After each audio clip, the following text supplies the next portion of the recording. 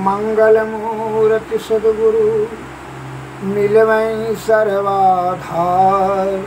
मंगलमय मंगल करनो बिन बहु बारंबार।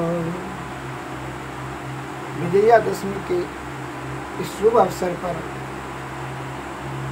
देशवासियों को शुभकामनाएं। उनके चरण कमलों में कोटि कोटि नमन। आज इस शुभ अवसर पर यह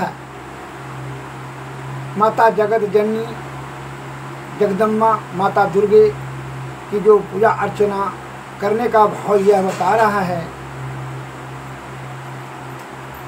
यह देश को दुनिया को संदेश दे रहे हैं कि किस प्रकार झूठ का पुंज शक्ति हो जाए, बहुत बलवान हो जाए झूठ, लेकिन सत्य का एक अणु भी विजय प्राप्त करने के लिए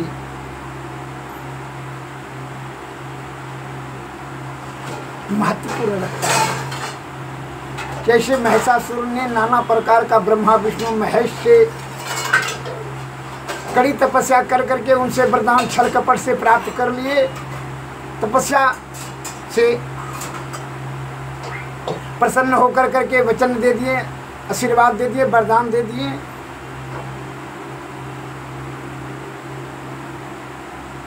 परंतु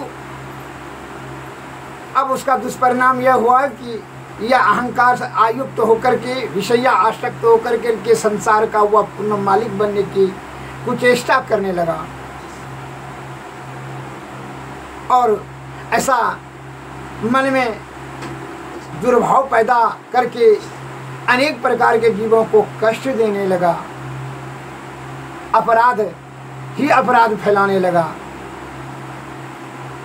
असुर की प्रवृत्ति अर्थात राक्षसी प्रवृत्ति होने के कारण से उसकी वह शक्ति जो तपस्या करके प्राप्त किए त्रिदेव से, वह अनुचित कार्य में लगाने लगा, अर्थात अपराध युक्त कार्य में, जिससे कि धर्म की बड़ी हानि होने लगा, अधर्म का प्रबलता होने लगा। इस विषम परिस्थिति को देखते हुए धर्म का जब देखा कि क्षय होने लगा, अधर्म की तीव्रता होने लगी, जो पूरा ब्रह्मांड का रचयिता जगत जननी माता दुर्गा को इस बात का सहन नहीं हुआ, उन्होंने मां दुर्गे का रूप धारण करके उस राक्षस का, पाप रूपी राक्षस का जो अधर्म को फैला रहा था महिषासुर, उसका मर्दन किया, अर्थात उसका विनाश किया। कहने का तात्पर्य है कि असत रूपी पहाड़ का नाश यह माता जगदम्बा ने अपना स्वरूप, मां दुर्गे का स्वरूप धारण करके उस राक्षस की शक्तियों को धाराशाही कर दिया, अर्थात छिन्न भिन्न कर दिया। क्योंकि माता जगत जननी को इस बात का ज्ञात हुआ कि त्रिदेव तो वचनबद्ध हो गए हैं, इनको तपस्या से प्रसन्न करके आशीर्वाद प्राप्त कर चुके हैं, इसके कारण से यह शक्ति प्राप्त कर लिया। और शक्ति में इसलिए कहा है प्रभुता पाही काहि मद नाही, प्रभुता पाकर के किसको मद नहीं हुआ। अत्यंत धनवान, अत्यंत गुणवान, अत्यंत बलवान,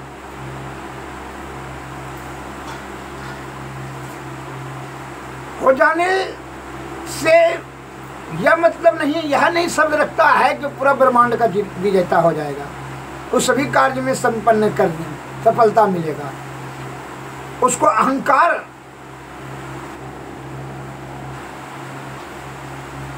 लोभ मोह मद अहंकार तृष्णा भय क्रोध ईर्षा अर्थात विषय जब रह जाए, कोई भी विषय एक रह जाए तो वही विषय उसका नाश का आधार बन जाएगा, कारण बन जाएगा। इसलिए बहुत बड़ी नाव है, उसमें दुर्गुण का एक भी छिद्र है तो नाव डूब जाएगा। उसी प्रकार शक्ति बहुत जमा कर लेने से, बहुत विद्या प्राप्त कर लेने से नहीं, अहंकार जब तक कि गुण, इसलिए संत महात्मा बताए हैं रजोगुण, तमोगुण और सत्वगुण। रजोगुण और तमोगुण वाला जो है, रजोगुण वाला अहंकार से आयुक्त होगा, इसका मतलब है कि वो जो है मदांध हो जाएगा, विषय में आसक्ति होना उसकी प्रवृत्ति हो जाएगी। और तमोगुण में तो अहंकार होना, तमस तमस करके कोई काम करेगा, वो तो विषय आसक्त होना स्वाभाविक बात है। वो विषय का वह मूल कारण हो जाएगा, उसका अहंकार की प्रवृत्ति तीव्र हो जाएगी। इसीलिए संत महात्मा लोग कहते हैं कि रजोगुण और तमोगुण को परित्याग करके सतोगुण में रहे, सदाचार का पालन करें। सत्व सद्बुद्धि होगी, सद्बुद्धि से तब शुद्धित आत्मा होगा, शुद्धित आत्मा से तब जो है, तब क्या होगा, तब परमात्मा की तरफ बढ़ेगा। क्यों? इसमें विषय का कुछ भी अंश रह जाएगा तो फिर वह बाधा बन जाएगा। यह जीवात्मा को परमात्मा तक पहुंच पाने में बहुत बड़ी कठिन वाली बात हो जाएगी, तब असमर्थ हो जाएगा। इसलिए पहले कहते, पहले खान पीन को संभालो तब नस नस को मारो। बहुत से सज्जन के मस्तिष्क में अत्यधिक धनवान हो जाएंगे तो सुखीवान हो जाएंगे, अत्यधिक बलवान हो जाएंगे तो सुखीवान हो जाएंगे, अधिक गुणवान हो जाएंगे, अधिक चतुरवान हो जाएंगे तो जो है कि बड़ा सुखीवान हो जाएंगे। लेकिन ये भूल जाता है कि जब बहुत मान हो जाएंगे, लेकिन जब दुर्गुण का एक भी विषय रह जाए आपके मस्तिष्क में, इंद्रियों में, तो वही जो है आपका नाश का कारण बनेगा। जैसे महिषासुर का हुआ, उन्होंने बहुत कठिन तपस्या कर करके त्रिदेवों को खुश कर करके शक्ति प्राप्त किए, लेकिन वह अपराध युक्त कार्य करने लगा, अर्थात धर्म का नाश करने लगा और अधर्म की प्रवृत्ति करने लगी। वही उसका नाश का कारण बना। इसलिए माता जगत जननी जगदम्बा को अपना स्वरूप माँ दुर्गे का लेकर करके इस असत्य रूपी राक्षस को अथा अधर्म रूपी राक्षस महिषासुर का विनाश किया और सत्य का, धर्म का उत्थान किया। उसी उत्सव पर माँ दुर्गा जगत जननी का भक्त जनों ने श्रद्धा युक्त होकर करके यह पूरे ब्रह्मांड की रचयिता माँ जगत जननी है। ब्रह्मा विष्णु महेश सभी रचयिता है जगत जननी माँ दुर्गा, वो आदि शक्ति कहा जाता है। उनके चरण कमलों में कोटि कोटि नमन। उन्हीं की कृपा से यह जगत का निर्माण हुआ।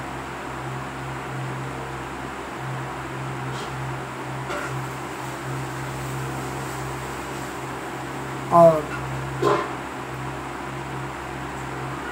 यही बात को याद स्मरण करते हुए हम देशवासी भक्तजन बड़ी श्रद्धा और आस्था पूर्वक सुदीक्षित आत्मा से निष्कपट निश्चल पाप रहित पवित्र आत्मा से उनका वंदना करते हैं और उनसे आशीर्वाद प्राप्त करने की कामना करते हैं। जय हिंद, जय भारत। बड़ी उत्सव का दिन है। इसके लिए भक्तजनों को तथा देशवासियों को मेरा हार्दिक शुभकामनाएं। नमस्कार, धन्यवाद।